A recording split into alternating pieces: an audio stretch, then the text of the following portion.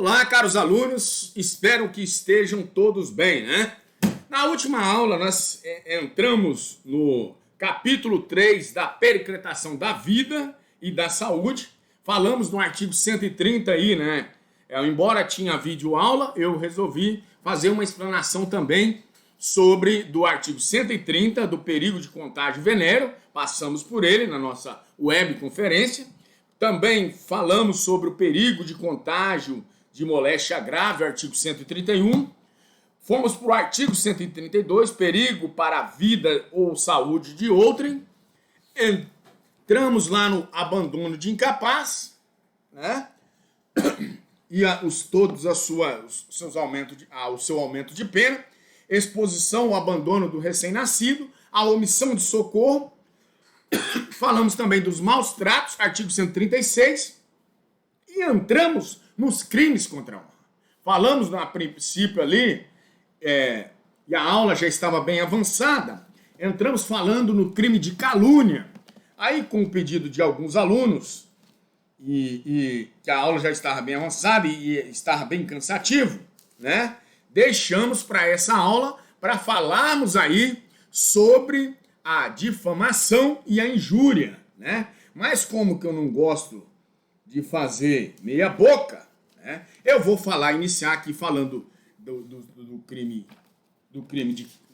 dos crimes contra a honra, né? E eu vou dar uma explanada aí na calúnia, até porque para que o aluno não reclame e também não fique sem conteúdo. Dos crimes contra a honra são 3: calúnia, difamação e injúria. A calúnia está no artigo 138, a difamação no artigo 139 e a injúria está no artigo 140 do Código Penal. Cada um desses delitos tem um significado próprio, né? Razão pela qual não podem ser confundidos aí entre si, né? Nesse contexto. Além de estarem no Código Penal, né, encontram-se também tipificados por leis especiais, né? Quais são essas leis especiais, Odair? Nós temos o Código Penal Militar, o Código Eleitoral, a Lei de Segurança Nacional, né? E também arrolados aí, né? Em todos esses aspectos aqui, né? Conclui-se que os crimes de honra estão arrolados a princípio no Código Penal e tem natureza ali subsidiária ou residual, né? Nesse contexto. São aplicados quando não se aplica o quê? Residual, porque se tiver uma lei própria, como o Código Penal Militar, vai se aplicar a do Código Penal Militar. Se é lei eleitoral, se é algo relativo à honra eleitoral aí, abrangendo essa lei, ou a Lei de Segurança Nacional, será aplicada àquela lei. Por isso que ele é residual ou subsidiária, né? Nesse contexto do que estamos falando aí. Se não está na legislação extravagante, que ela tem essa prioridade, né? Passaremos para o Código Penal. E pelo fato também, no caso concreto, ostentar os elementos especializantes. Terá preferência sobre a lei geral, sobre o qual princípio? Princípio da especialidade. Conceito de honra, né? Para nós já adentrarmos aqui nesse contexto, honra é o conjunto de qualidades físicas, morais e intelectuais de um ser humano, né? Que o fazem merecer. Diz respeito aqui no meio social e promovem aí automaticamente uma dor psíquica nesse contexto, um abalo moral, os atos de repulsa, né, ao ofendido aqui nesse contexto. É um direito fundamental do homem, previsto no artigo 5º, inciso 10 da Constituição Federal, né? Homem, quando eu falo, é num contexto de ser humano geral aí, tá? As espécies de honra, inicialmente, elas são objetiva e subjetiva, né? A princípio, nessa parte, nesse introito, a parte introdutória aqui. Trata-se aí, até então, né, da honra objetiva, é o quê? É a visão de que a sociedade, né, muitas das vezes hipócrita, ela tem acerca das qualidades físicas, morais e intelectuais de determinadas pessoas, né? Essa é a reputação de cada indivíduo entre si, né? Trata-se aí, em suma, de um julgamento, né, que as pessoas fazem de alguém nesse contexto. Os crimes de calúnia e difamação atacam quem? Essa honra objetiva.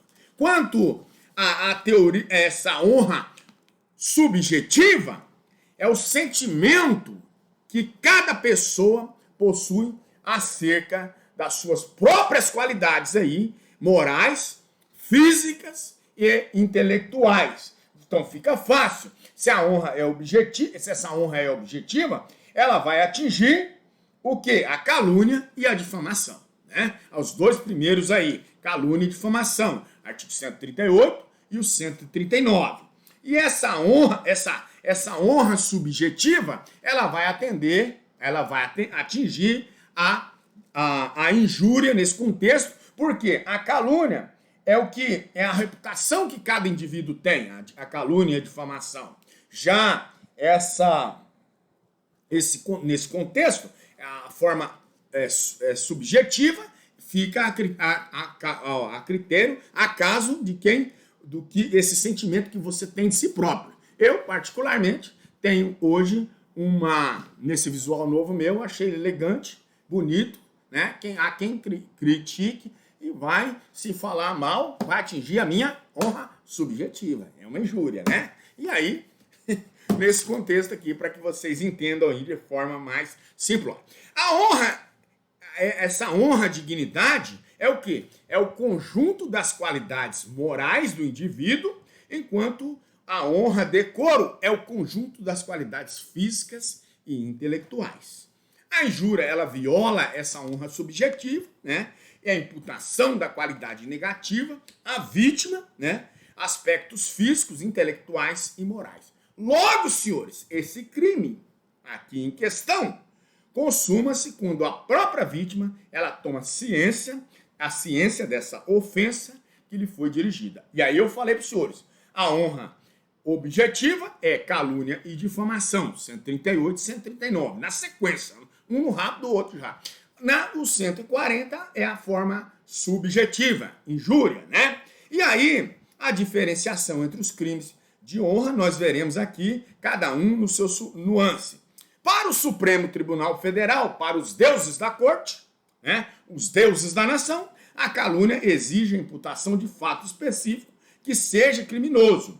A difamação, ela exige a imputação de fato também específico, segundo os deuses da corte, né? E aí divide-se em comum e especial. A honra comum é atinente à vítima, enquanto pessoa humana, independente das suas atividades por elas exercidas, né?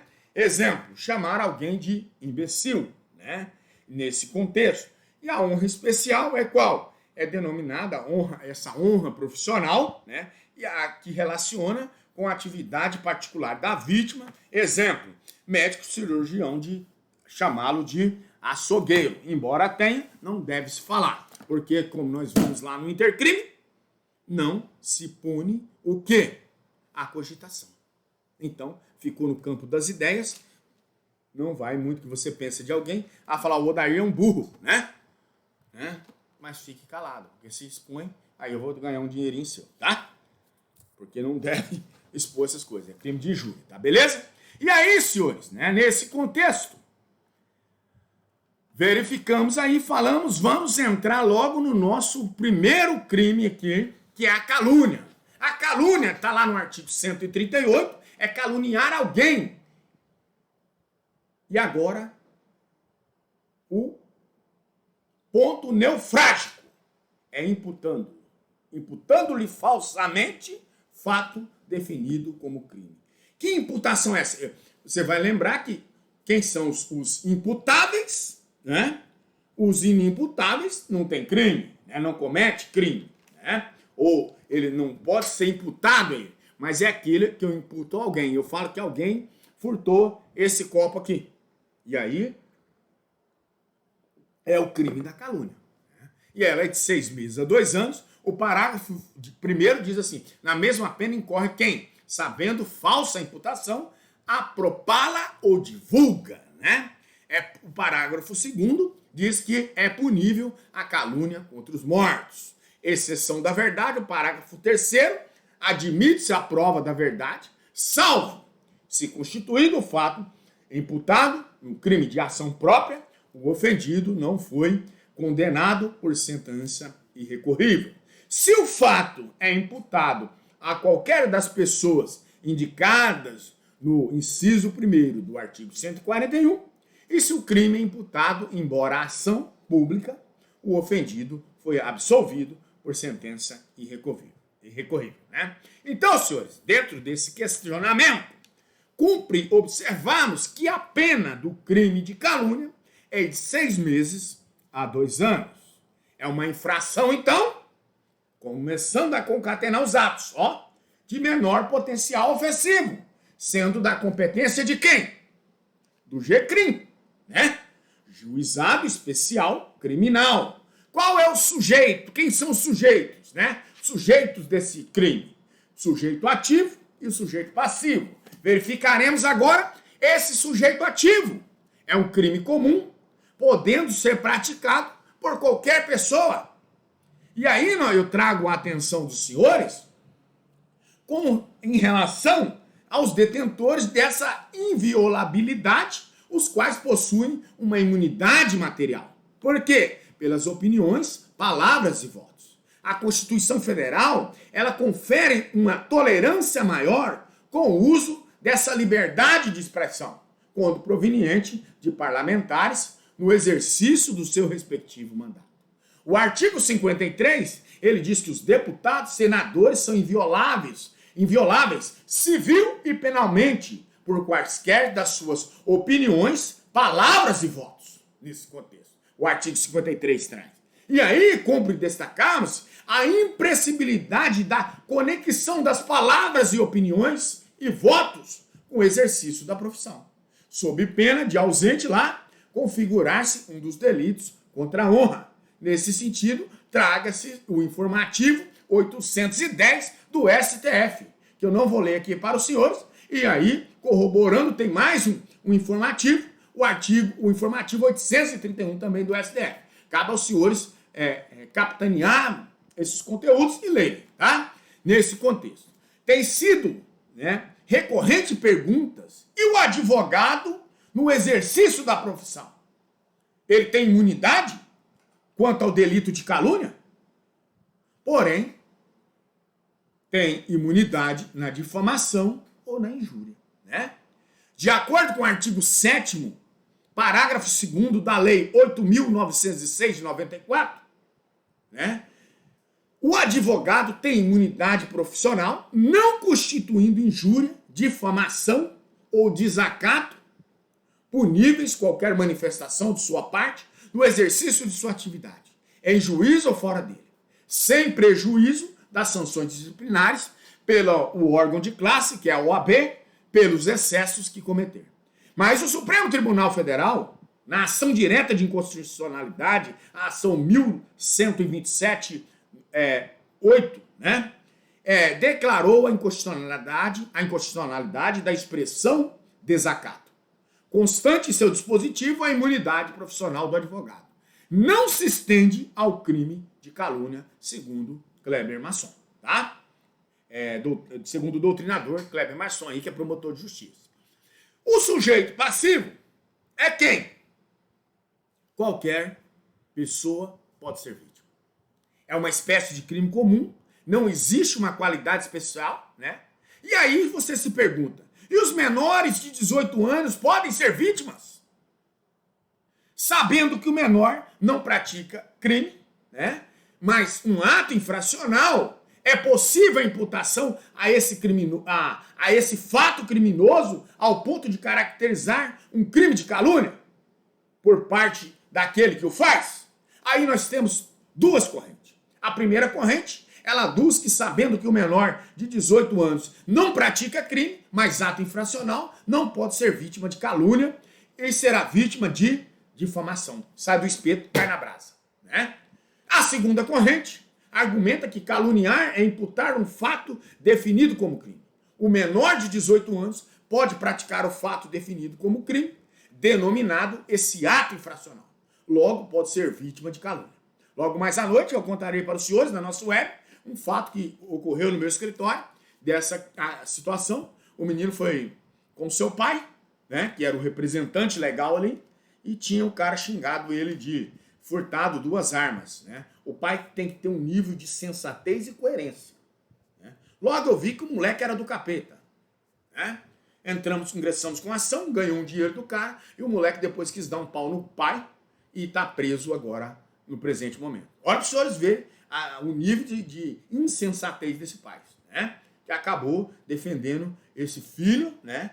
Que é um verdadeiro criminoso. E eu passei a acreditar, será que a outra parte tinha razão? Mas aqui, vamos embora, que não é objeto da nossa ação.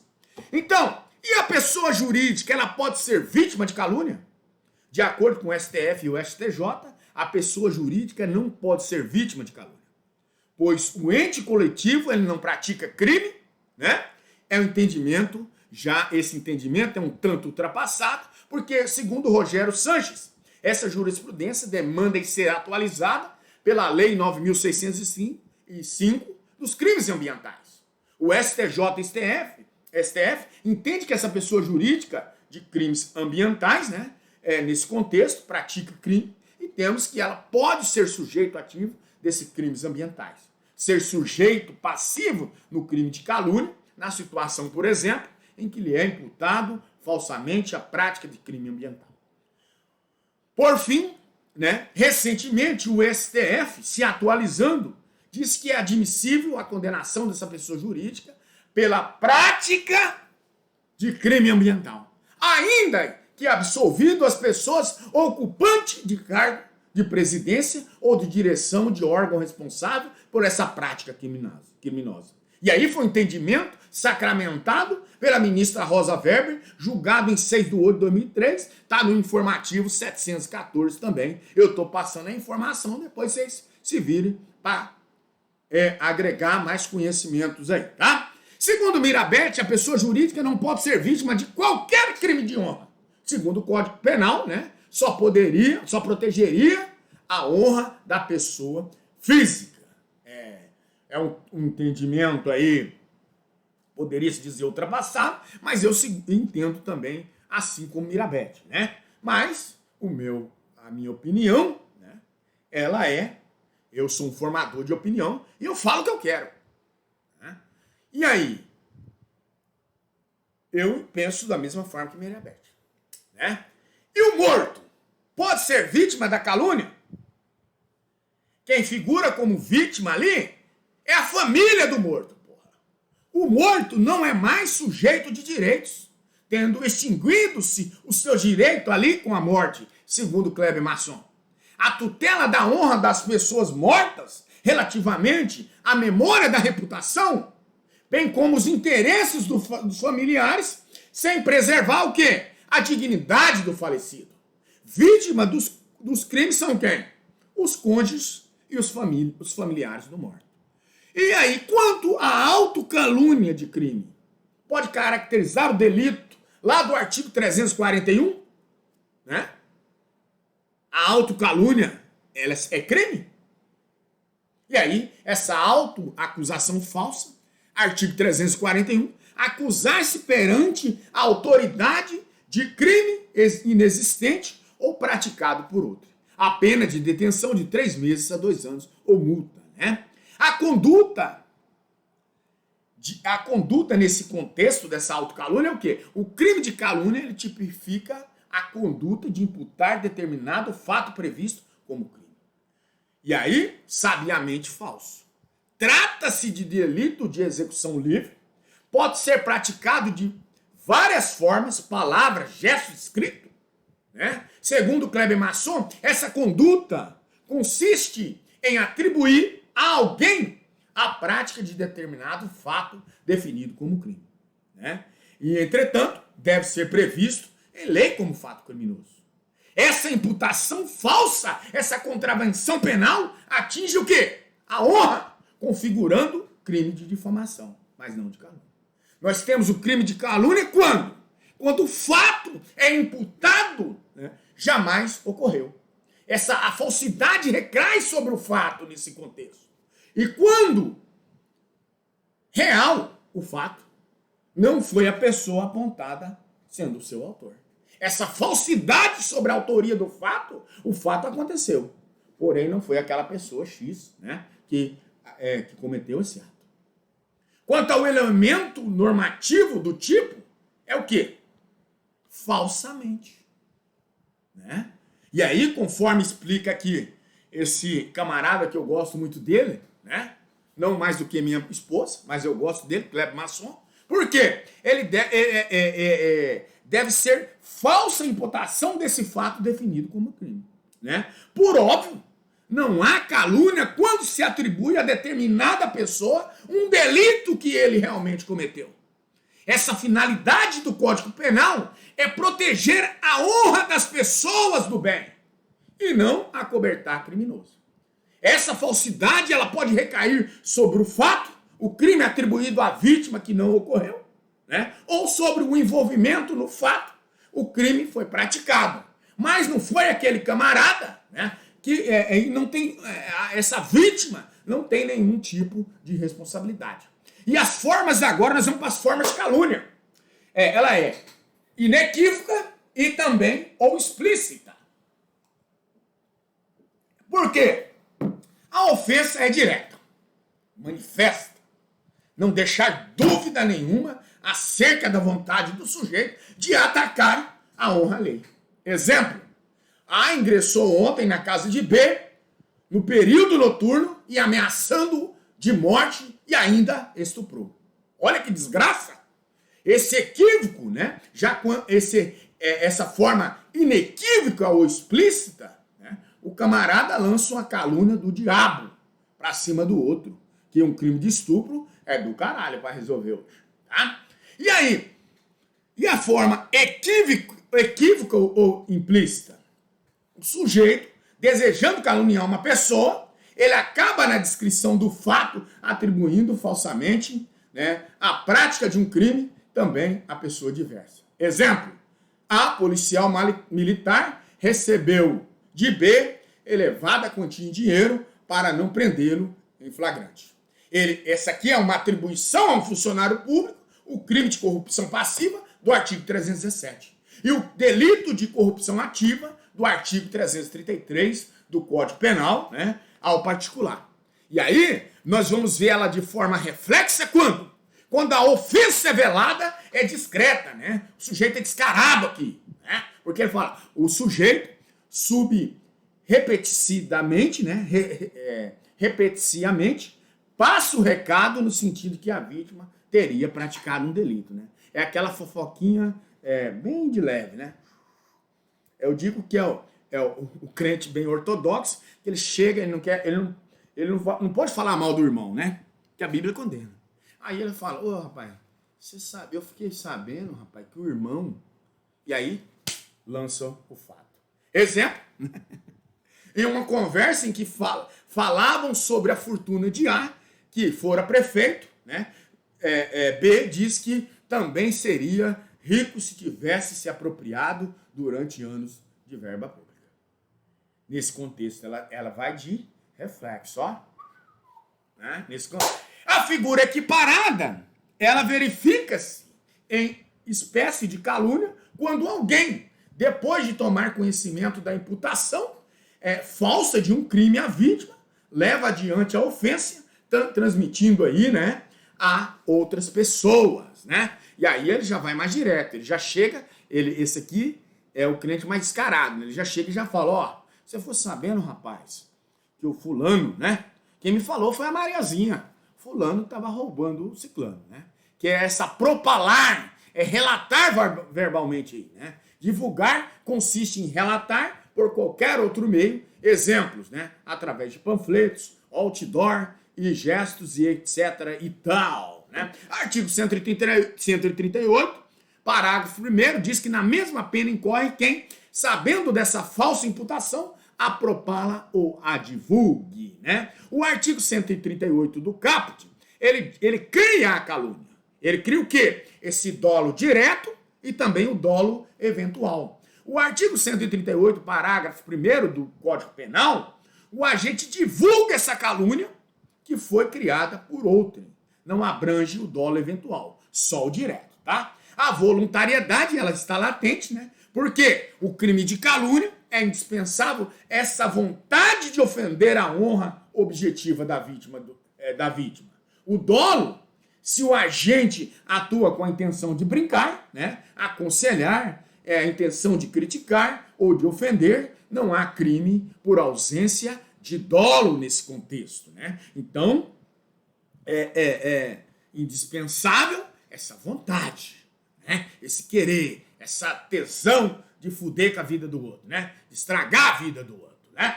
O artigo 131, parágrafo 1º, não admite a modalidade do dolo eventual. Quanto à consumação, senhores, né? Os crimes violam a honra objetiva, né? A consumação, ela depende do que foi dito, né? Chegue ao conhecimento de terceiros, tá? Senhores, aqui eu quero alertá-los que aqui o que eu estou dizendo é de forma, não é para os senhores saírem aí me processando, né? Porque eu falei dos crentes, né? Crente é aquele que crê em Deus, só isso, tá? E aí eu estou dando os exemplos, era meramente ilustrativo, tá? Não vai sair por aí me querendo me condenar por isso, tá? Me caluniar, me imputar um crime aqui, tá? Então, nesse contexto, aqui é meramente ilustrativo e educativo, tá? Para que fique latente na cabeça dos senhores. Consumação, os crimes violam a honra objetiva. A consumação, ela depende do que foi dito. Chegue ao conhecimento de terceiros. Já os crimes que violam essa honra subjetiva, a consumação depende do que fora dito, chegue aí ao conhecimento da própria vítima. Kleber Masson, ele diz que o crime de calúnia ofende essa honra objetiva quando essa imputação falsa de crime, né, ela chega ao conhecimento dessa terceira pessoa nesse contexto, né, sendo irrelevante se a vítima ali tomou ou não a ciência do fato. Não é necessário um número indeterminado ou elevado até então tome conhecimento desse fato, sendo suficiente que uma única pessoa saiba da atribuição falsa. O crime de calúnia, ele ofende essa honra objetiva, a consumação, né, é no momento em que o terceiro, o amigo, né, toma conhecimento dessa imputação falsa. Tentativa, ela é admissível lá na forma o quê? Escrita, pois na forma escrita é um crime plurissubsistente. A execução na forma escrita pode ser fracionada em vários atos. Trata-se de crime formal, sendo indispensável ali o efetivo dano à reputação da vítima. Calúnia contra os mortos, artigo 138, parágrafo 2º, é punível o crime de calúnia contra os mortos. Somente se admite ali até então a calúnia contra os mortos por expressa previsão legal, tá? Tem que estar na lei. Se não tiver na lei, não tem como trazer. E, obviamente, deve se referir ao fato correspondente ao período em que essa pessoa estava viva, né? A lei tutela a honra das pessoas mortas relativamente à memória da boa reputação, o interesse dos familiares ali em preservar a dignidade do falecido. As vítimas do crime são os cônjuges e os familiares, que por outrora já falei aos senhores. Quanto à exceção da verdade, a descrição típica da calúnia reclama ali uma imputação de fato definido como crime. E aí, somente a calúnia quando essa imputação é falsa. Esse elemento normativo do tipo. Se a imputação é verdadeira, o fato, ele se torna o quê? Atípico, porra. Né? Por quê? Dessa forma, questiona-se se pode o réu fazer prova dessa verdade, desse fato que imputou. Sim, admite-se através aí da exceção da verdade os meios de defesa nesse condicionamento aqui. E aí, Masson, ele vai e disse assim que a exceção da verdade, ela constitui um instrumento adequado para viabilizar aquele a quem se atribuiu essa responsabilidade pela calúnia, né? Pela calúnia, a prova dessa vericidade do crime, do fato criminoso, por ele imputado a outro. Fundamenta-se aí no interesse público. Para Rogério Sanches, né, declina-se que é a forma da defesa indireta. O acusado, ele pretende provar a veracidade do que se alegou. a procedência da exceção da verdade aí gera a absolvição da atipicidade. Né? O réu querelado, quando conseguir comprovar a verdade do fato que imputou, lembrando que essa falsidade é elementar do tipo, né? Desaparecendo essa elementar, o fato imputado não é falso e o réu deve ser automaticamente absolvido por atipicidade. Tá certo? Nesse contexto, né? E aí nós vamos dizendo calúnia versus denunciação caluniosa. Para Kleber Masson, as principais diferenças entre os crimes, calúnia e denunciação caluniosa, né, seria o quê? Na denunciação caluniosa, o sujeito se limita a imputar, né? Na calúnia, o sujeito ele se limita a imputar a alguém falsamente e perante pessoa a prática de um fato definido como crime. Já na denunciação caluniosa, do artigo 339 do Código Penal, ele vai mais longe.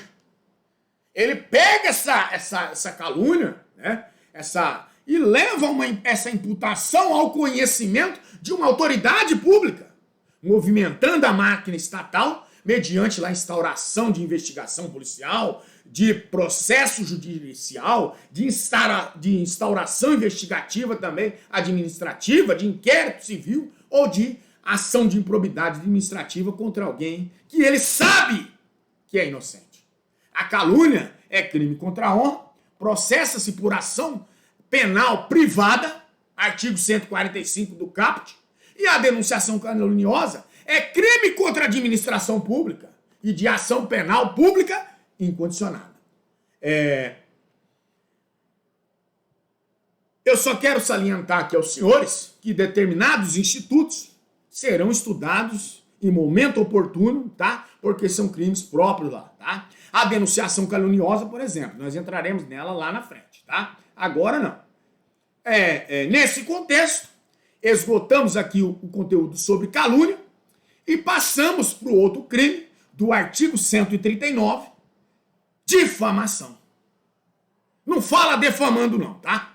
Não me fala defamando, tá me defamando, doutor. Defamando o diabo. Você está difamando, está sendo difamado, tá? Artigo 139, difamar alguém, imputando-lhe fato ofensivo à sua reputação. A pena de 3 meses a 1 ano e uma multa. Né? A exceção da verdade está no parágrafo único. A exceção da verdade somente se admite se o ofendido é funcionário público e a ofensa é relativa ao exercício das suas funções. O crime de difamação possui pena de 3 meses a 1 ano e multa. Né? É uma infração penal de menor potencial ofensivo e é da competência de quem? Do G-crime. Tá? O crime, ele protege quem? Essa honra objetiva. Né? O crime de difamação, o advogado tem imunidade profissional. Artigo 7º, parágrafo 2º, do Estatuto da Ordem dos Advogados do Brasil. Diferentemente da calúnia. Artigo 7º, parágrafo 2º, diz assim: o advogado tem imunidade profissional não constituindo injúria e difamação. Desacato foi tirado, tá? Puníveis qualquer manifestação de sua parte no exercício da sua atividade em juízo ou fora dele, sem prejuízo de sanções disciplinares à OAB pelos excessos que cometeram. Tá certo? A conduta difamar para Masson é o quê? É imputar a alguém um fato ofensivo à sua reputação. Consiste em desacreditar publicamente em uma pessoa, maculando ali os atributos que a tornem merecedora de respeito no convívio social. Segundo o Tribunal de Justiça, né, segundo o Superior Tribunal de Justiça, a difamação ela dá-se a partir da imputação deliberada de fato ofensivo a essa reputação da vítima, não sendo suficiente a descrição de situações meramente inconvenientes ou negativas. Veja que, ao contrário do que ocorre lá na calúnia, não existe o elemento normativo do tipo qual? Falsamente! Portanto, subsiste o crime de difamação, ainda que seja verdadeira a imputação. Salvo quando? Quando o ofendido, ele é funcionário público E essa ofensa é relativa ao exercício das funções, desde que dirigida a ofender a honra alheia. Ele buscou aqui, o legislador, foi o que ele buscou? Cauã, faz favor. Cauã. O legislador aqui, queridos, só um minuto aí que deu, o PC aqui tá acabando a bateria. Desculpa aí, tá? É ao vivo, e quando é ao vivo, não tem corte.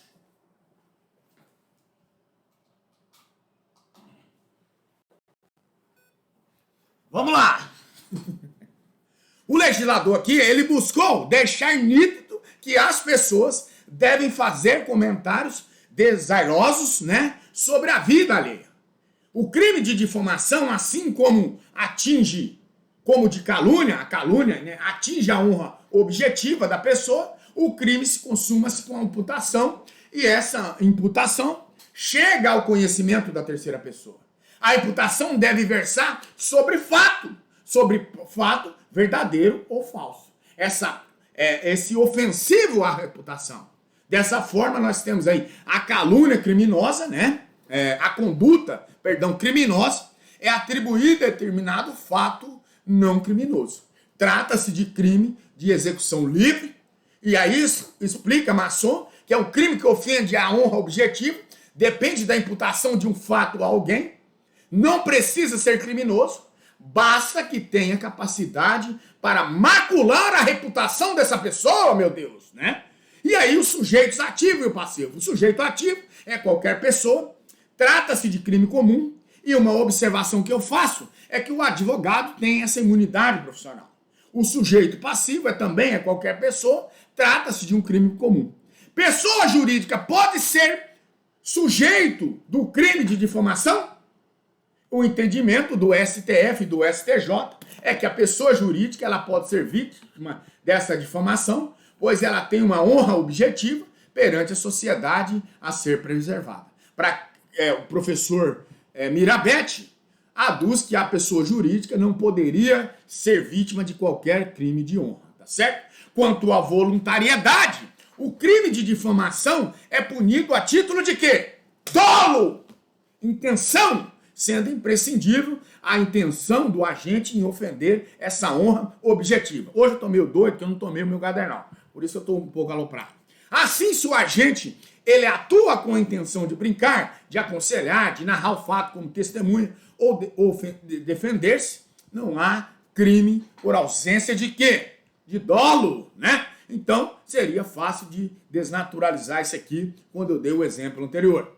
A consumação e tentativa. O crime se consuma quando essa terceira pessoa ela toma o conhecimento da ofensa dirigida à vítima, tá? Para Rogério Sanches, o crime aí ofende a honra objetiva, consuma-se no momento em que essa terceira pessoa toma conhecimento dessa imputação desonrosa.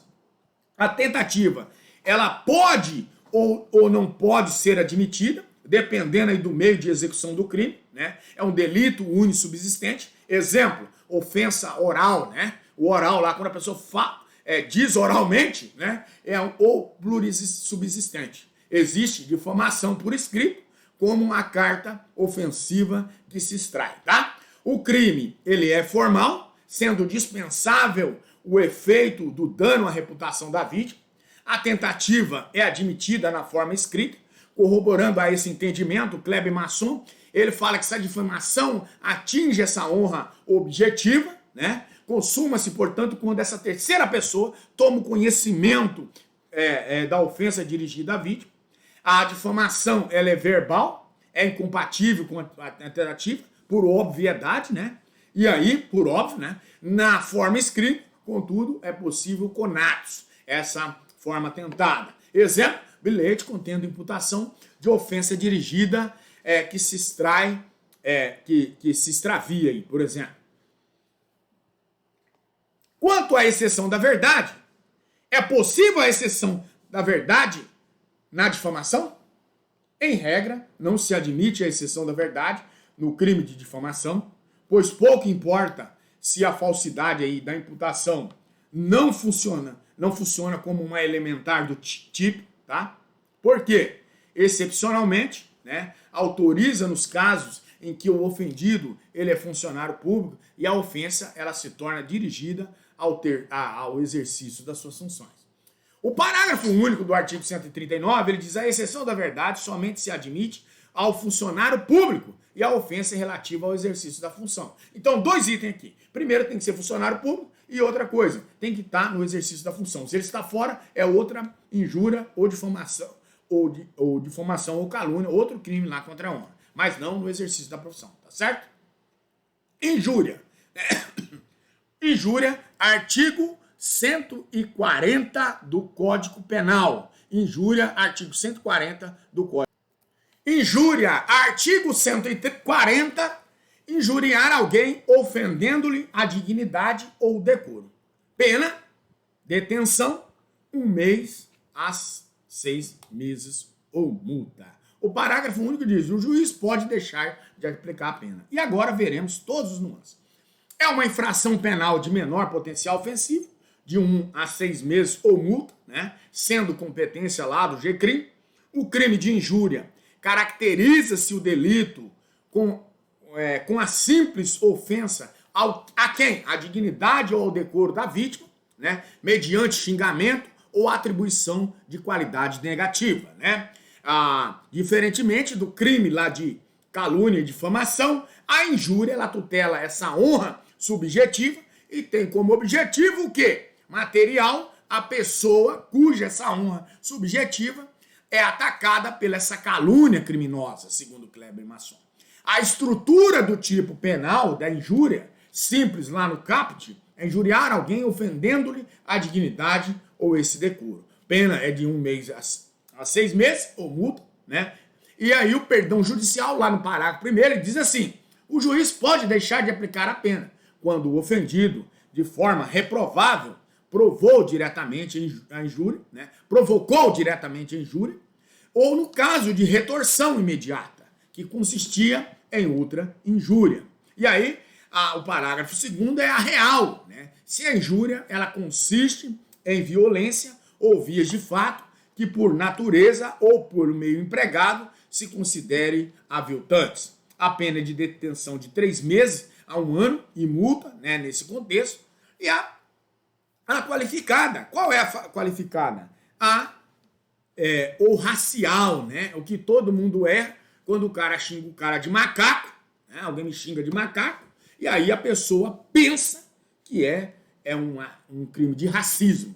Não, é essa injúria aí. Se a injúria consiste na utilização de elementos referentes à raça, à cor, à etnia, à origem, ou à condição, ou à pessoa idosa ou portadora de deficiência física. Esse aqui foi trazido pela Lei 10.741 de 2003. Então, saia desse senso comum agora, meu servo. E aí, venha para cá, porque de agora em diante você não vai falar mais que a pessoa praticou crime de racismo. E sim, você vai falar que, com toda a sua elegância, como bacharel em direito, como estudante de direito, vai falar nos almoços de família, que fulano do jornal, estou vendo aí, o jornal agiu equivocadamente, porque se trata de uma figura qualificada do artigo 140 do Código Penal, parágrafo 3º, que é o quê? A injúria racial, né? Essa injúria consiste na utilização de meios, de elementos referente à raça, cor, etnia, religião, origem ou a condição de pessoa idosa ou portadora de deficiência. A mamãe vai falar: esse é o filhinho de mamãe, esse é o garoto que eu quero, tá? Ou a garota, né? Essa é a garota que a mamãe quer. Vai ser a doutora, vai ser a advogada, vai ser o advogado, ou vai ser o magistrado, vai ser o juiz, ou vai ser o promotor. Em nome de Jesus, tá bom? Vamos lá, conduta. Para Rogério Sanches, o verbo típico é injuriar, né? Isto é, ofender, insultar por ação, palavras ofensivas ou omissiva, ou ignorar esse cumprimento a pessoa determinada, ofendendo-lhe a dignidade, a esse decoro. Quanto ao modo de execução, é por palavras, gestos ou escrita, né? Conceitua-se Kleber Masson o quê? Injuriar equivale a ofender ou falar mal de modo, né, a abalar o conceito de que a vítima tem de si própria, né? Basta a atribuição de qualidade negativa, prescindindo-se da imputação de fato determinado. O Supremo Tribunal Federal, ele diz que essa difamação pressupõe atribuir a outrem fato determinado ofensivo a essa reputação. A conduta é o quê? Atribuir qualidade negativa, né? Por enquanto vocês estão caminhando para serem bacharéis em direito, e aí você começa a ter sempre comentário, né? É tão gostoso quando alguém fala alguma coisa, você estufa o peito igual pavão assim, né? Abre igual pavão e fala, né? Dá a sua opinião. Quando você tiver já na profissão, você vai correr. É engraçado, você corre. Porque o cliente topa no supermercado, beleza, eu queria tirar uma dúvida. Vai tirar dúvida no inferno? Vai tirar dúvida na cadeia? Né? Brincadeira. Mas é assim, quando você está na profissão, caminhando na profissão, você não quer mais saber de nada. Eu vejo aí, às vezes, um comentário, já acontece determinada coisa, alguém já falou, eu acho que isso aí é legítima defesa, eu acho que isso aí já é... Conheça os autos, querido. Sem os autos em mão, é falácia. Conheças parte dos autos. Os autos por inteiro, né? O resto é falácia. Os sujeitos ativo e passivo. O sujeito ativo é qualquer pessoa, é um crime comum. A atenção em relação aos detentores dessa imunidade absoluta, né? A imunidade profissional, né? Quais dos crimes contra a honra admite, tá? E aí ficar atento a essa questão, a imunidade profissional. Em regra, o advogado ele tem essa imunidade profissional, não constituindo injúria ou difamação, tá? Possíveis da sua manifestação no exercício da sua atividade em juízo ou fora dele, ainda que contra o magistrado, né? Informativo 491 do STJ. Por que a calúnia? Porque a calúnia eu vou atribuir um fato criminoso, né? Muito embora há uma investigação aqui em Ouro Preto, por exemplo, contra o juiz da comarca, criminal, por sinal, né? Mas você não vai chegar lá e vai falar para ele, o senhor é um criminoso. Muito embora o fato seja verdadeiro, você vai estar ofendendo essa honra dele aí, essa honra que nós vimos aqui, que é a honra objetiva, né, da pessoa. Né? Então aí você tem que cair fora. Né? Muito que você saiba do assunto, né, é melhor não questionar. Né? Em regra, esse advogado, segundo o informativo 491 do STJ, perdão, não tem, ele tem imunidade contra a difamação e a calúnia, a difamação e a injúria, tá? Beleza? O informativo 539 do STF, ele fala: a manifestação do advogado em juízo para defender seu cliente não configura crime de calúnia se emitida em intenção de ofender a honra. Num do júri que eu fiz, eu gritava alto que o camarada tinha sido chamado de viado e por isso que ele matou o cara. Né? Para um cara comum, e aí ele nas suas rodas de amigo, e alguém o chamava ali de bumbum guloso, né? Aí chegou aí o bumbum guloso, chegou o baitola, chegou o viado, chegou o queima-rosca, né? E aí eu tava ofendendo o cara. E essa aí, né, não ofendendo a honra do cara. Por quê? Fala do cliente no júri, chamei nesse contexto aí, mas já chamei cliente em júri de idiota, né? Falou, olha, a cara desse mongoloide, a cara desse perturbado, inclusive ele era um corno, né?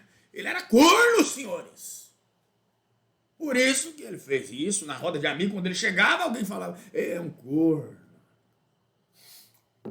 Isso o cara deu uma facada no umbigo do moleque que tava beijando sua namorada na exposição. Acho que eu já falei pros senhores aí, tá? Beleza? Vamos lá, então. A autoinjúria, né, em regra, não é crime, né, salvo quando essa expressão ultrapassar a órbita daquele indivíduo, né? Por exemplo, eu sou um filho da puta, né? Nesse caso, ela ultrapassa a órbita dessa personalidade. E assim como na expressão, eu sou um corno. Pois atinge o quê? Atinge a minha companheira, se eu falar isso, né? Pressupõe a relação com outra pessoa aí, né? Ou ela mesma, quando ela fala que ela é uma cor. Se ela chegar a falar que é uma cor, atinge a minha honra como homem, né? Nesse contexto. O sujeito passivo é qualquer pessoa capaz de entender o sentido dessa ofensa, tá? Pois na injúria a ofensa é dirigida à honra subjetiva. Exemplo, uma criança de inteira idade, os ébrios, né? Os loucos não podem ser vítimas de injúria, não possuem essa compreensão do caráter ofensivo, né? E a pessoa jurídica pode ser vítima do crime de injúria? Não. Não. Né? Por quê? A honra é subjetiva. A dignidade, o decoro, essa autoestima, né? Não tem essa honra subjetiva. Né? Nesse contexto, decoro, a dignidade e também a autoestima, né? A consumação, senhores. A consumação na injúria, né? A ofensa é a honra subjetiva. O crime se consuma quando o fato chega ao conhecimento daquela vítima, dessa vítima, né? O crime é formal, consumando-se independentemente do efetivo dano à vítima, né? Preceitua-se Kleber Masson que é irrelevante não tenha sido essa injúria proferida na presença de vítima, né? Essa injúria imediata, ou que tenha chegado ao seu conhecimento por intermédio de terceiros aí, que é a injúria mediata. É possível a tentativa? Aí nós temos duas correntes. Né? Primeira corrente diz que o delito de injúria não admite tentativa, nem mesmo na modalidade escrita. Ensina-se, né, nesse contexto que, sendo a vítima titular da ação, inevitavelmente toma conhecimento do fato para ajuizar essa queixa-crime, né, ficando inviável a tentativa. Já uma segunda corrente diz que é perfeitamente possível essa tentativa. Por exemplo, a situação em que o injuriado que morre antes de tomar conhecimento da ofensa. Aí a família dele, né, oferece essa queixa por injúria tentada, porque a vítima não tomou conhecimento.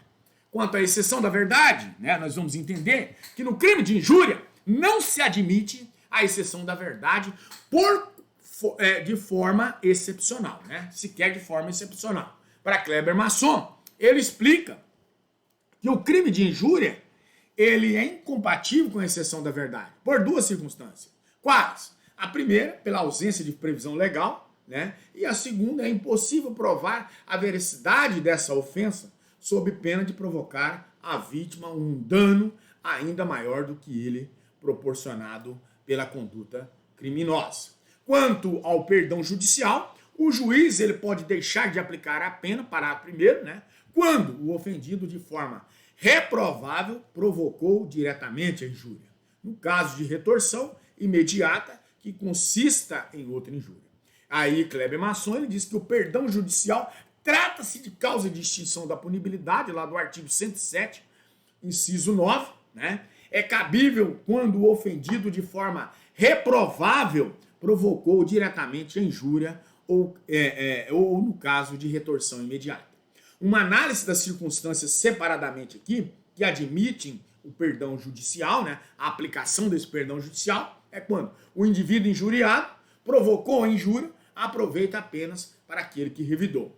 No perdão judicial, é conferido ali em razão de quê? Em razão da provocação da vítima, e a finalidade desse dispositivo é permitir que a isenção de pena quando o juiz perceber que um xingamento foi proferido em momento de irritação decorrente dessa provocação da vítima, que fez com que o agente perdesse ali momentaneamente o controle emocional. Exemplo, mulher a quem se dirige gracejo indecoroso e ela chama de vagabundo, né? O cara falou gostosa, ela falou vagabundo.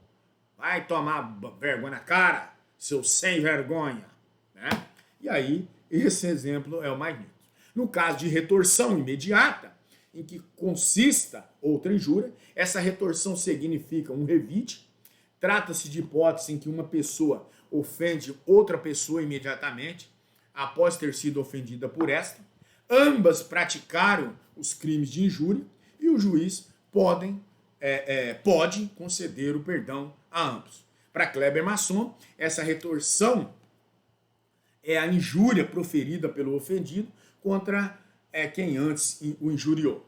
Deve ser imediatamente, ou seja, efetuada tão logo o injuriado aqui tiver conhecimento da ofensa, Tratando-se de injúrias verbais, a retorção deve ser verificada na mesma ocasião em que o ofendido suportar a ofensa. Tá certo? Injúria no Código Eleitoral, artigo 326, injuriar alguém na propaganda eleitoral ou visando a fins de propaganda, ofender-lhe a dignidade ou decoro.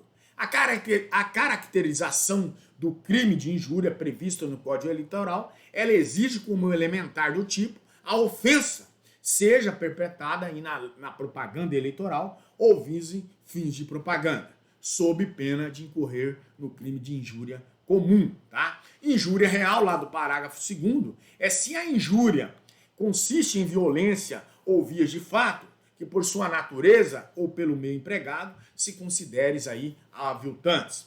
3 meses, a pena de detenção, de 3 meses a 1 ano e multa, além da pena correspondente à violência. O artigo 140, parágrafo 2º do Código Penal, ele contempla lá a injúria, a chamada injúria real.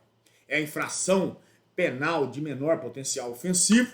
Trata-se de injúria em que o sujeito escolhe como meio para ofender a honra da vítima, não uma palavra, um xingamento, e sim uma agressão física capaz de envergonhá-la. Meios de execução, nesse contexto, o meio de execução é a violência ou então as vias de fato. Uma atenção que eu chamo os senhores aqui é que essa contravenção penal de vias de fato é absorvida pela essa injúria real, uma vez que o Código Penal ele prevê a soma das penas exclusivamente para as lesões corporais. Né? A agressão deve ser aviltante e dizer humilhante. Exemplos, atirar fezes na vítima, molhar o seu cabelo com cerveja em um bar, etc. Para Nelson Hungria, ele fala que na injúria real, para além do corpo, o sujeito deseja ofender o quê? A alma. Essa vai se tratar até então de uma figura qualificada do crime de injúria, em que esse sujeito, esse agente, ofende a vítima por meio de uma agressão física, essa violência de via de fato. Da natureza do ato ou do meio empregado, nós vamos dizer que a natureza do ato, por exemplo, é raspar o cabelo da vítima, esbofeteá-la em público, cuspir em seu rosto, cavalgar a vítima, jogar ela em um monte de água, jogar um monte de água nela no meio de uma festa, etc. Do meio empregado é atirar tomate podre ou um ovo em uma pessoa que está fazendo ali um discurso, atirar cerveja ou bolo no rosto de alguém em uma festa e etc. Injúria qualificada pelo preconceito, nós vamos dizer que o parágrafo 3º, ele fala se a injúria consiste na utilização de elementos referente à raça, cor, etnia, religião, origem ou a condição da pessoa idosa ou portadora até então de deficiência. A pena é de 1 a 3 meses e multa. Reclusão de 1 a 3 meses. Reclusão de 1 a 3 anos, tá? Então, falando em meses aqui que fui no embalo. A pena é de reclusão de 1 a 3 anos. O crime de injúrias consiste na utilização de elementos referente ao que nós dissemos aqui, raça, cor, etnia, religião, origem ou a condição de pessoa idosa ou portadora de deficiência física, Essa infração é de menor potencial ofensivo, admitindo aí a suspensão condicional do processo. Não é competência do GCRIM, não devemos confundir o crime de injúria qualificada pelo preconceito com o crime lá de racismo, como eu já disse aos senhores. Essa injúria qualificada pelo preconceito, nós vimos aí todas as condições dela. Ela é de uma ação penal pública incondicionada. Por exemplo, alguém diz lá, não jogo se tiver negro no campo. O Superior Tribunal de Justiça já decidiu nesse contexto da imprescritibilidade da pena combinada à injúria racial. O racismo, portanto, ele é imprescritível, inafiançável, é sujeito à pena de reclusão. E Plaquer Masson, ele diz que, em síntese, a injúria qualificada é delito afiançável, prescritível, e de ação penal pública condicionada à representação do ofendido. Artigo 145, parágrafo único, com a redação da Lei 12.033 de 2009. Já o racismo é ação penal pública incondicionada por mandamento constitucional expresso está lá e constitui crime inafiançável e imprescritível, artigo 5º, inciso 42 da Constituição Federal. Quanto à discriminação dos portadores do vírus HIV e dos doentes de AIDS, né, nós vamos dizer que configura crime específico previsto ao teor da Lei 12.984 de 2014, como nós já dissemos na parte introdutória da nossa aula hoje, né? O artigo 1º diz o seguinte: constitui crime punível de reclusão de 1 a 4 anos e multa discriminatórias contra o portador do HIV e doente de AIDS, né, em razão da sua condição de portador de doença. Divulgar a condição do portador do HIV e recusar a retardar atendimento de saúde. Quanto ao Estatuto do Idoso, a conduta de desdenhar, humilhar, menosprezar ou discriminar uma pessoa idosa por qualquer meio, né, qualquer motivo, caracteriza crime tipificado no artigo 96, lei específica, parágrafo 1º da Lei 10.741 de 2003. A pena de 6 meses a 1 ano em multa não se enquadra no artigo 140, parágrafo 3º do Código Penal. Quanto à Lei 13.146 de 2016, que é o Estatuto da Pessoa com Deficiência, o artigo 88, ele traz praticar, induzir ou incitar discriminação à pessoa em razão da sua deficiência, a pena de 1 ano a 3 anos e multa. Aí tem os seus parágrafos. O parágrafo 2º traz, o parágrafo 1º traz um aumento de 1/3 se a vítima se encontra sob o cuidado ou responsabilidade do agente. O parágrafo 2º, se qualquer dos crimes previstos no caput desse artigo é cometido por intermédio de meios de comunicação social ou publicação de qualquer natureza, a pena de 2 anos a 5 anos, né, e multa, tá certo? Aí temos mais os outros 2 parágrafos, né? Só vocês darem uma boa lida. A pena da injúria qualificada, né? A pena é prevista para o crime de injúria qualificada no artigo 140, parágrafo 3, não é desproporcional, ela sendo compatível com essa Constituição Federal de 1988, considerando que tem por objetivo proteger a dignidade da pessoa. Isso foi um entendimento trazido pelo STF, a primeira turma, no HC 109.676 do Rio de Janeiro, da relatoria do ministro Luiz Fux, julgado em 11/6 de 2013. Está no informativo 710.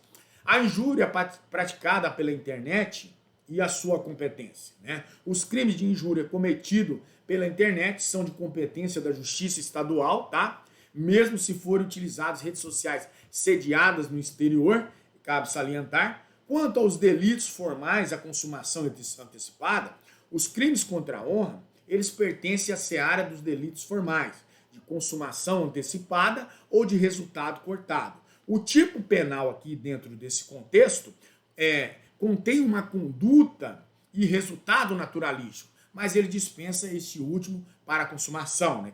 Esse último esse resultado naturalístico. Basta a prática da conduta criminosa para a realização integral desse tipo, né? Desse tipo penal.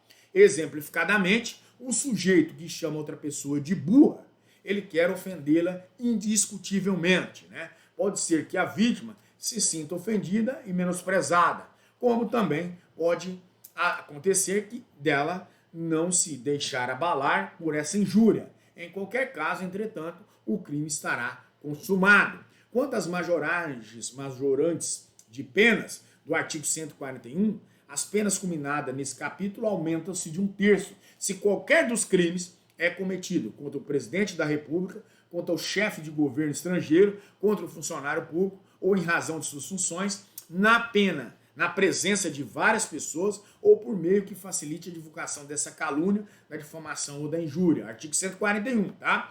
Contra a pessoa maior, inciso 4, eu falei os incisos aqui, contra a pessoa maior de 60 anos, né? Ou a portadora de deficiência. Essas referidas causas de aumento de pena, ela incide sobre o quê? Sobre quaisquer dos crimes contra a honra, contra a injúria, difamação ou calúnia. A atenção que eu trago é que o artigo 141, inciso 4, né, não incide sobre a injúria, pois já se configura uma qualificadora. Qual é o inciso 4? Contra a pessoa lá maior de 60 anos. Né? Por quê? No mais, ela tem uma lei especial, né, nesse contexto. E aí, a calúnia majorada pelo artigo 141 do Código Penal, deixa de ser infração penal de menor potencial ofensivo, né, e sai da competência do juizado especial automaticamente, do juizado especial criminal. Por outro lado, na difamação e injúria, com o aumento, continuam sendo infrações de menor potencial ofensivo. Então, vocês ficar atento nessa questão, né, porque poderia até cair como prova. A calúnia, após ela ser majorada pelo artigo 141, ela sai do juizado especial. Já a difamação e a calúnia continuam lá, porque a pena é mínima, né? Artigo, é pequena, não mínima. Artigo 141 do Código Penal, ele contempla nesse contexto 5 causas de aumento de pena e todos os crimes contra a honra. Contra o presidente da República ou contra o chefe de governo estrangeiro, a pena é aumentada de 1/3 em razão da importância das funções desempenhadas pelo presidente da República, não preciso nem salientar isso, e pelo governo estrangeiro também. E atentar contra a honra de uma pessoa ofende também os interesses da nação, né? Segundo a melhor doutrina, macular a honra do presidente é macular indiretamente a honra dos cidadãos, né? Hipótese de ter uma motivação política, ela passa a ser delito contra a segurança nacional, né? Tem que ficar atento aqui também, porque se ela macula e tem motivação política, ela sai do cenário dos crimes contra a honra e vai lá para os crimes de segurança nacional, lá na Lei 7.770 de 1983, né? E aí Kleber Masson nos ajuda mais uma vez, ele fala, porém, se a calúnia ou a difamação contra o presidente da República tiver motivação ou objetivos políticos e lesão real ou potencial aos bens jurídicos inerentes a essa segurança nacional, né? Os artigos serão o artigo 1º, 2º e o 26 da 7.170 de 1983.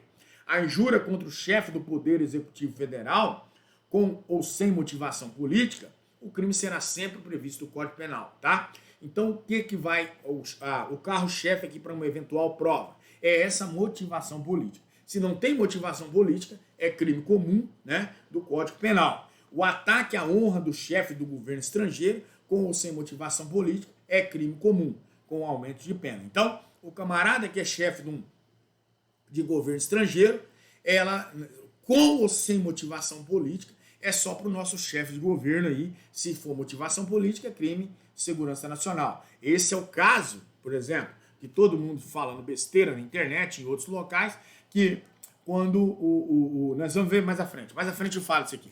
E aí, segundo o Rogério Sanches, ofender a honra desse chefe de governo estrangeiro pode prejudicar o quê? As relações diplomáticas e justifica a causa de aumento de pena nesse contexto, né? Masson não compartilha desse entendimento. A ação penal é pública condicionada à requisição do ministro da Justiça. Outra coisa, fique atento aqui. Já vi cair em diversas provas aqui, tá? Conforme o artigo 145 do Código Penal. Então, quando se trata do artigo 141 da figura do artigo 141, muda-se. Por quê? A ação penal é pública condicionada à requisição de quem? Do Ministério Público? Não, é a requisição do Ministro da Justiça, tá? O artigo 145, ele diz, nos crimes neste capítulo, somente se procede mediante queixa, salvo quando, no caso do artigo 140, parágrafo 2º, da violência resulta lesão corporal. O parágrafo único, ele vai dizer que procede-se essa situação mediante a requisição do Ministro da Justiça, tá? Inciso 1 do caput do artigo 141 deste Código. A representação do ofendido, no caso do inciso 2, parágrafo 3º, artigo 140 do Código Penal, tá? Contra funcionário público ou em razão de suas ofensas, né? Ou em razão das suas funções. Perdão, estou quase bugando já. A ofensa prejudica o regular andamento da vida funcional da administração pública, incidirá o aumento se a ofensa for em razão das suas funções, deve haver uma conexão aí, esse nexo, tá? O aumento de pena é de 1/3 no interesse supremo da administração pública. A ofendida pelo ataque à honra dos seus agentes aqui, nesse contexto, pouco importa seja o crime cometido pelo funcionário público, estava em serviço ou não, incide o aumento de pena, desde que o fato relacione-se ao exercício ou não da função. Crime contra a honra versus desacato, nós vamos ver que não se pode confundir o crime contra a honra do funcionário público contra o delito de desacato, tá? O crime contra a honra de funcionário público é crime praticado na ausência do servidor. Um exemplo, se a ofensa for feita por telefone, em petição, e é considerado crime contra a honra. O crime de desacato é crime praticado na presença do servidor está no local ouvindo essa ofensa, artigo 331 do Código Penal, tá? Desacatar funcionário público no exercício da sua função em razão dela. A pena é de 6 meses a 2 anos ou multa, tá? Nesse contexto aí. Quanto à exclusão do crime, estamos quase terminando, tá? Vai demorar mais um pouquinho, mas vamos exterminar todo esse conteúdo aqui hoje. Exclusão do crime. Não se constitui injúria ou difamação punível, né? Tá lá no artigo 142. A ofensa é irrogada em juízo na discussão da causa pela parte ou pelo seu procurador. Inciso primeiro. Segundo, a opinião desfavorável da crítica literária, artística, científica, salvo quando inequívoca a intenção de injuriar ou difamar. O inciso terceiro, ele fala: o conceito desfavorável emitido por funcionário público em apreciação à informação que preste no cumprimento de dever de ofício. O parágrafo único, ele diz no inciso 1 e 2 e 3, né? Responde pela injúria ou pela difamação quem lhe dá a publicidade. O artigo 142 do Código Penal, ele consagra a hipótese de exclusão da ilicitude, para além das desculpidas lá no teor do artigo 23 do mesmo dispositivo, do mesmo diploma legal. Assim, são causas especiais de exclusão dessa ilicitude e tem o quê? Aplicação no crime de injúria e difamação, né? A ofensa irrogada em juízo, na discussão da causa, por parte ou pelo seu procurador, segundo Kleber Masson, trata-se de imunidade jurídica, alcançada tanto a ofensa oral, exemplo, alegações em audiência, debates no plenário do júri, tá? Também ofensa escrita, exemplo, petições em geral, memoriais, razões, contra-razões de recurso nesse contexto, alegações sinais por memoriais, tá? Essa expressão ofensa irrogada em juízo é relação processual instaurada ligada ao que é o exercício da jurisdição, inerente aí ao poder judiciário, né?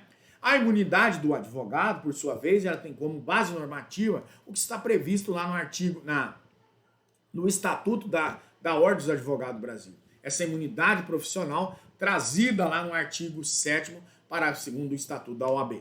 O Ministério Público, ele tem imunidade também, artigo 41 da Lei 8.625 de 1993. A Defensoria Pública, por sua vez, também possui imunidade, com previsão na Lei Orgânica da Defensoria. E o juiz, né? Conforme Rogério Sanches, o juiz pode alegar, eventualmente, o artigo 23, inciso 3º do Código Penal. Prevalece o entendimento que essas imunidades, parte, procurador, advogado, MP e defensoria, são relativas, o que significa que elas desaparecem quando inequívoca a intenção de ofender nesse contexto. A opinião desfavorável da crítica literária, artística ou científica, salvo quando inequívoca a intenção de injuriar ou de difamar. Para Rogério Sanches, a imunidade literária, artística ou científica, né? A crítica honesta e moderada de cunho literário, pois se coadunam com a liberdade da expressão, direito fundamental assegurado no artigo 5º, inciso 4 da Constituição Federal, essa imunidade literária é igualmente, ela é relativa, né? Ao conceito desfavorável emitido por funcionário público em apreciação ou informação que preste no cumprimento do dever de ofício, nós vamos entender que é uma hipótese denominada, o que aqui? Denominada imunidade funcional. Segundo o professor Kleber Masson, é uma causa de exclusão da ilicitude e para assegurar a independência e a tranquilidade dos servidores públicos nesse contexto. Para o perfeito ali desempenho das suas funções inerente à coisa pública. É a imunidade relativa, ela desaparece com a demonstração dessa vontade inequívoca de ofender.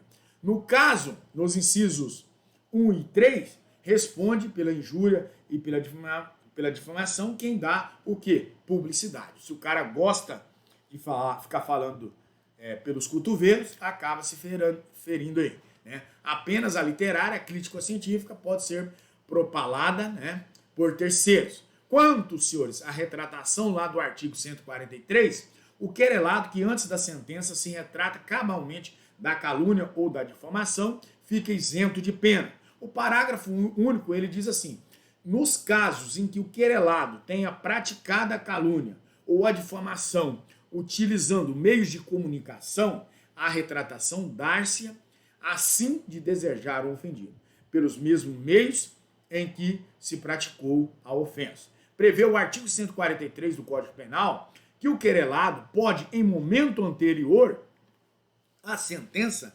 retratar-se dessa calúnia ou da difamação, ocasião em que ficará isento de pena.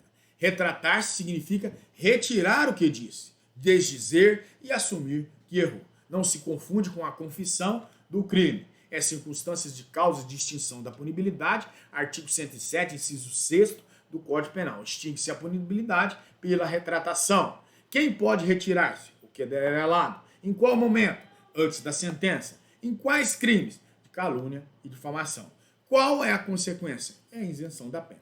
Tá? A retratação é cabível apenas nos crimes de calúnia e difamação. Se eu te perguntar, você vai falar, vai assinalar a questão da calúnia e difamação. E não se aplica ao delito de injúria, conforme Kleber Masson falou. Quanto à sua natureza jurídica, ensina Kleber Masson, trata-se de causa de extinção da punibilidade. Pedidos de explicações, artigo 144 do Código Penal. Vocês viram que nós começamos lá no artigo 138 e já estamos chegando no 144. Pedidos de explicação, se de referências a alusões ou frases se infere calúnia, difamação e injúria, quem se julga ofendido pode pedir explicação em juízo. Aquele que se recusa a dá-las ou a critério do juiz não as dá satisfatórias, responde pela ofensa. O pedido de explicações apresenta-se como uma medida aqui até então preparatória e facultativa para o oferecimento da queixa-crime. O referido pedido, ele não tem o condão de quê? De interromper ou suspender o prazo decadencial, tampouco o prazo prescricional. A resposta ou pedido de explicações tem cunho o quê? Facultativo, né? Não implica em presunção de culpa do suposto infrator aqui, do ofensor, né? Tampouco o da condenação antecipada. Se a parte ofendida ela deseja perseguir a pena, né, do ofensor, né, deverá ingressar com uma ação penal, seguir todo o seu processo e o juiz decida se houve ou não a ofensa à honra. O rito do pedido de explicação em juízo, conforme César Roberto Bittencourt, segue o rito das notificações e interpelações judiciais, prevista no artigo 726 ao artigo 729 do Código de Processo Civil de 2015, tá? Quanto à ação penal, nos crimes previstos nesse capítulo, somente se procede mediante queixa-crime, tá? Salvo quando, no caso do artigo 140, né, parágrafo segundo, da violência resulta lesão corporal, que daí é através de ação penal. O parágrafo único e aí procede-se mediante o quê? A requisição do ministro da Justiça, para o inciso 1º do caput do artigo 141 deste Código. A representação do ofendido, no caso do inciso 2. Em regra, são de ação penal privada, tá? A regra é de crime de ação penal privada e o que podemos extrair da redação legal. Quanto às exceções, a ação penal pública incondicionada na injúria real, se da violência resulta lesão corporal. A ação penal pública condicionada à requisição do ministro da Justiça no crime contra a honra do presidente da República ou do chefe estrangeiro. A ação penal pública condicionada à representação do ofendido nos crimes contra a honra do servidor público em razão das suas funções. A ação penal pública condicionada à representação do ofendido, essa injúria qualificada pela utilização de elementos referentes à raça, cor, etnia, religião, origem ou condição da pessoa idosa ou a portadora de deficiência, aí, artigo 140, parágrafo 3 do Código Penal, terceiro do Código Penal, tá? Nesse contexto aqui, que nós vimos, tá? Beleza? Pessoal, chegamos aqui ao final dessa aula de hoje. Nós vimos aqui, não de forma, eu gosto sempre de frisar e de uma forma sensata, né? Saber que eu não sei tudo, né? Nós iniciamos lá do artigo desses crimes contra a honra, do artigo 138, né? Dos crimes contra a honra, capítulo 5, dos crimes contra a honra. Viemos falando, iniciamos com a calúnia, artigo 138, a difamação do artigo 139 e o artigo 140, a injúria.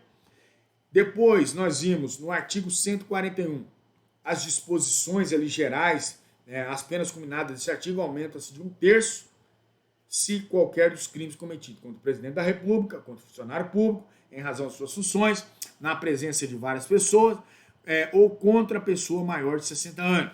Depois nós passamos a exclusão do crime, artigo 142, a retratação no artigo 143, o 144, né, que ele vai falar lá se de referências a alusões a frases, a frase se infere calúnia, difamação ou injúria, quem a julga o ofendido pode, quem se julga ofendido, pode pedir explicações. O pedido de explicações está intrinsecamente no artigo 144. O artigo 145, para finalizar, ele fala sobre nos crimes previstos neste capítulo, somente se procede mediante queixa, salvo quando, no caso do artigo 140, parágrafo 2º, da violência resulta lesão corporal, tá?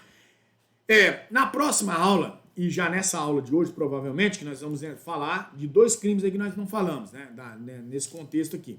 Nós não falamos, na última aula, da difamação, não falamos da injúria, da exclusão, da retratação e do pedido de explicação, tá? E aí, hoje à noite, nós falaremos na nossa web, terminaremos alguns conteúdos referentes a esse questionamento, e para a próxima aula já vai ter uma videoaula, eu creio, né? Provavelmente entraremos aqui nos crimes contra a liberdade individual, dependerá do nosso horário, se não estiver tão avançado, tá? Eu pretendo mandar todos, todo o conteúdo aqui desse artigo do 146 ao artigo dos crimes, ao artigo 149, tá? 149A. O artigo 146 fala desse constrangimento ilegal, o 147 fala da ameaça, o 147A ele fala dessa perseguição, né? Que é o crime de stalking, lá que veio agora, é a inovação legislativa. O 148 fala do cárcere privado e também do sequestro. Aí o artigo 149 vai falar da redução à condição análoga de escravo, o tráfico de pessoas, trazido no artigo 149A. E aí nós passaremos, eu quero, antes da nossa prova de G1, eu quero deixar lá, eu quero terminar dos crimes contra a inviolabilidade do domicílio, né? E aí, para a próxima aula, eu já disponibilizei o material para os senhores aqui desses crimes contra a liberdade, né, individual. Eu creio que à noite nós conseguiremos dar uma pincelada boa. E na última aula, antes da prova, nós falamos aí sobre dos crimes contra a inviolabilidade do domicílio, dos crimes contra a inviolabilidade da correspondência, né, dos crimes também, contra a inviolabilidade dos segredos e deixarmos dos crimes contra o patrimônio, que entra lá artigo 155, 157, 158, 157, parágrafo 3º, esses aí pro próximo, depois pro G2, né? Que daí nós saímos e entramos nos crimes contra o patrimônio, tá certo? Que é o furto, né? O furto e todas as suas formas, e o roubo do 157, furto de coisa comum, tá? E aí por diante, tá? Até chegarmos lá nos crimes bem próximo aí de outros crimes aí pela frente, tá certo? Eu espero todos vocês à noite para estarmos afiados aqui com o meu cacetete que está ali em mãos para fazermos uma boa aula aí, tá certo? Eu desejo a todos bons estudos, né? E que nós possamos estar aqui à noite para participarmos dessa web, né? Porque tá difícil as coisas, tá bom? Logo mais à noite estaremos juntos aí. Até até depois do fim.